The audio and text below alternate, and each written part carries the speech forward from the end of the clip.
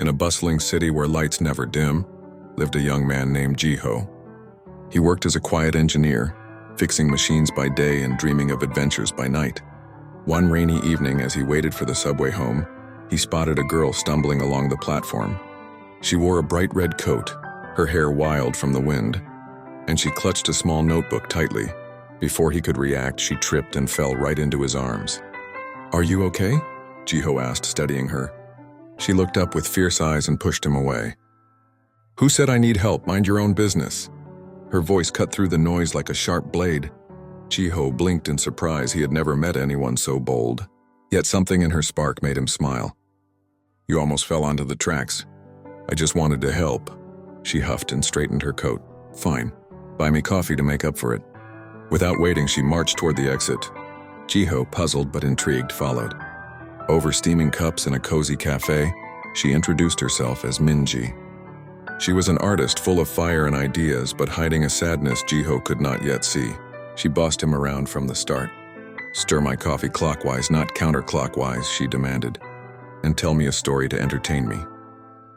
Jiho laughed and shared tales from his childhood, about building forts in the woods and chasing fireflies. Minji listened, her tough shell cracking just a bit. As the night wore on, she revealed fragments of her world. "I paint to forget," she said softly. "Life throws curveballs, you know." From that day, their paths intertwined in the oddest ways.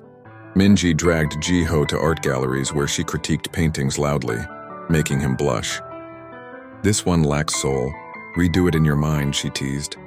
In return, he took her to quiet parks, teaching her to fix broken benches or tinker with gadgets. She pretended to hate it, but her eyes lit up when she succeeded. One afternoon, during a picnic, Minji challenged him to a race up a hill. "Loser buys dinner," she yelled, sprinting ahead. Jiho chased, laughing until his sides hurt. At the top, breathless, she turned serious. "Why do you put up with me?" "I am a handful." "Because you make every day an adventure," he replied. "You push me to see the world differently." As weeks turned to months, Jiho learned Minji's sass hit a deep wound. Her parents had passed away young, leaving her to fend for herself. She built walls to protect her heart, but with him, those walls crumbled. One evening, under a starry sky, she handed him her notebook. "These are my dreams," she whispered.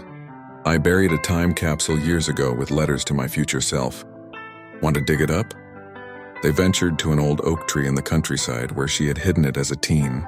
Digging together, they unearthed a rusty box filled with drawings, poems, and a letter that read, "Find someone who sees your fire and fans it, not extinguishes it." Tears streamed down Minji's face. "I wrote that when I felt alone.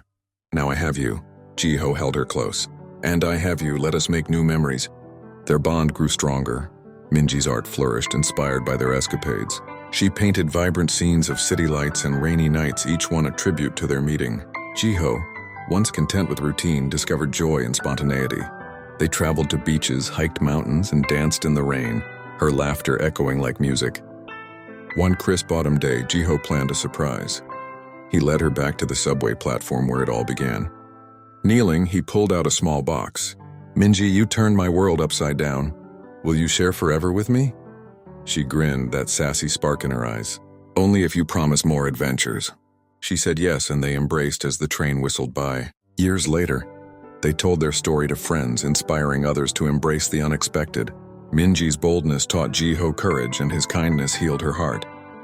Together, they proved that love blooms in the most unlikely places.